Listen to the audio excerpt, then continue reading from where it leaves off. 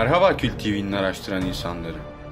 Yüzlerce yıl evvel günümüzde ve yakın tarihimizde yaşanacak olan büyük olayları birebir tasvir eden Nostradamus'un ve yakın geleceğimizden haberler veren bazı kehanetlerini paylaşacağımız bir video ile sizlerle beraberiz.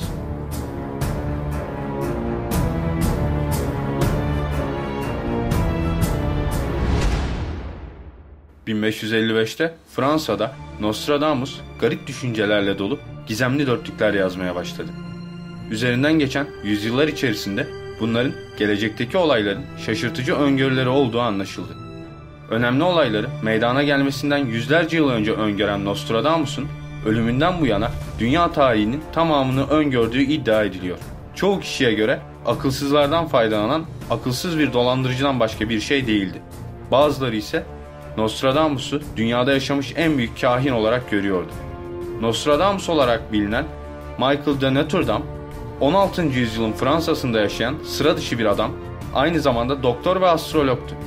Kendi anlatımlarına göre Nostradamus su dolu bir kaseye baktığı zaman kasenin içerisinde gelecekten sahneler görüyor ve bunları dörtlüklerine şifreliyordu. Kahin 1555'te Le Prophétie isimli ilk kitabını yazdı. Yayıncı şirketler bugün halen kitabın kopyalarını basıyorlar. Bu ve devam kitaplarında 1. ve 2. Dünya Savaşları, JF Kennedy suikasti, Büyük Chicago yangını, 2001'deki İkiz Kuleler saldırısı, AIDS hastalığı ve uzay yolculukları gibi pek çok olayı hayret verecek bir şekilde yüzlerce yıl öncesinden bildirmiştir. Nostradamus'un yaşadığı dönemde gelecek hakkında kehanetlerde bulunmak büyücülük olarak görülmekteydi ve Engizisyon tarafından kazıkta yakılarak idam edilmeniz çok olasıydı. Bu yüzden kahin kehanetlerini saklayabilmek için görülerini 4 satırlık şiirlere gizledi. Olaylar gerçekleşene kadar dörtlükler kimseye bir anlam ifade etmemekteydi. Nostradamus ömrünün sonuna kadar kehanet dörtlükleri yazmaya devam etmiş, bunların bazıları kitap haline getirilirken bazıları unutulup sağa sola dağılmış veya tamamen ortadan kaybolmuştur. Günümüzde bile zaman zaman Fransa'nın antik kütüphanelerinde yeni dörtlükler keşfedilmektedir. 2009 yılında Fransız Ulusal Kütüphanesi'nde keşfedilen Nostradamus'un şimdiye kadar duyulmamış 2018 başlangıçlı kehanetlerinin yer aldığı son derece dikkat çekici bir parşömen vardır.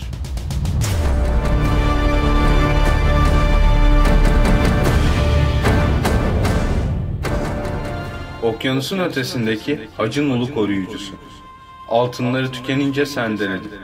Barbar karıncaların arasına düşen sinek gibi bir kanadı kuzeye, diğer kanadı güneye bölünecek ikiye büyük kavgadan önce. Dörtlükte okyanusun ötesindeki büyük Hristiyan devletin Amerika Birleşik Devletleri olduğu açıktır. İkinci satırda ise bozulan ekonomisine işaret etmektedir.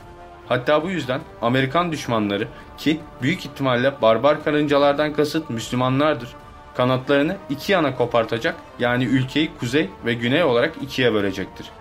Kehanete günümüz gözüyle bakarsak Amerika'da artan Müslüman karşıtlığı ve siyahi isyanları adım adım bir iç savaşa doğru sürüklenmekte, özellikle Obama'nın iktidarının bitmesiyle siyahi oluşumlar kuzeyde bağımsız bir siyahi devletin kurulması gerektiğini günden güne daha fazla dillendirmekte. Hatta 2016 yılının başlarında ABC televizyonunda yapılan bir oturumda Amerika'nın eyalet sistemi üzerine tartışılmış ve tüm eyaletlerin kuzey ve güney eyaleti olarak iki eyalete indirgenmesinin artık zaruret olduğu sonucuna varılmıştı. Ayrıca siyahi isyanları da Amerika'da hiç olmadığı kadar ayyuka çıkmıştır. Topraklar durmuyor ayakların altında.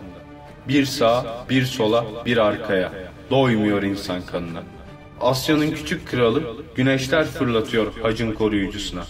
Başlıyor büyük kavga krallar arasında. Dörtlükte bahsedilen o zaman yaşayan insanların hayallerinin çok ötesinde olsa da günümüz insanları için pek muamma değil. İlk iki satırda depremlerin ve doğal felaketlerin artacağına atıf yapılmakta ve doğal afetlerde ölecek olan insanların artış göstereceği vurgulanmaktadır.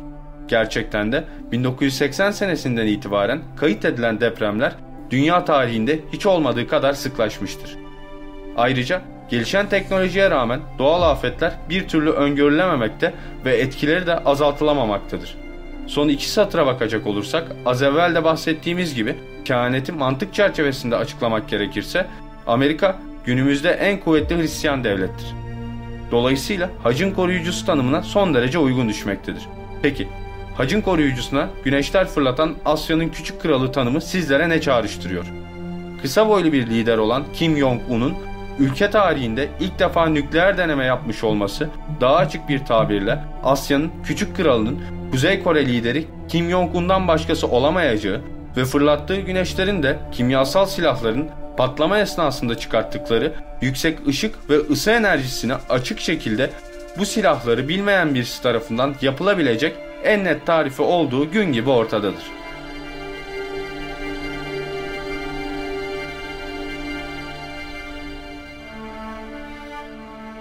...2018 başlangıçlı bir başka kehanet dörtlüğünde ise...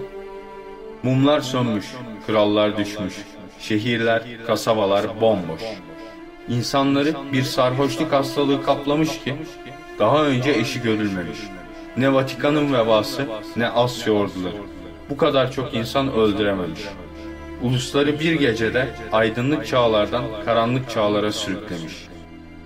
Dörtlük ilk satırdan itibaren çok dikkatli şekilde incelendiğinde mumların sönüşü elektrik enerjisinin kaybolacağına, şehirlerin karanlığa gömüleceğine ve bunun neticesinde günümüzdeki teknolojik altyapının tamamen işlevsiz hale geleceğine açık bir atıf vardır.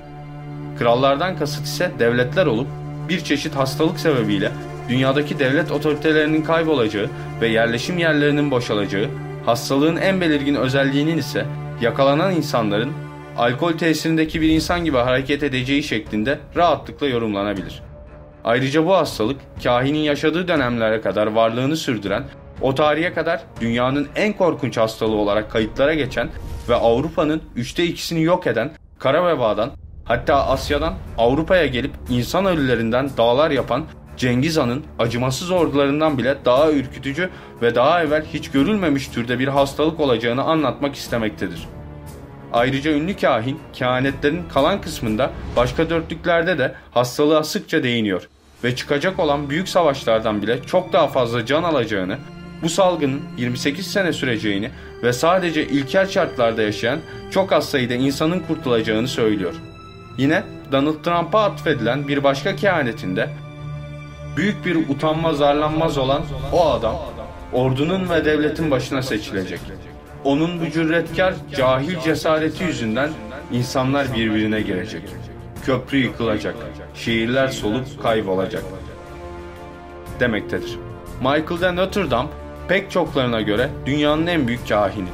Bunun sebebi ise dünya ve insanlığa dair kaleme aldığı tüm kehanetleri gerçeklerle ve zamanlamasıyla birebir örtüşür şekilde gerçekleşmiş olması. Ancak dünya savaşları gibi büyük felaketler dahi yaşadığımız yıllara dair yaptığı kehanetlerin yanında çok iyimser kalıyor. Sizler de dörtlükler hakkındaki düşüncelerinizi yorumlarda belirtmeyi unutmayın.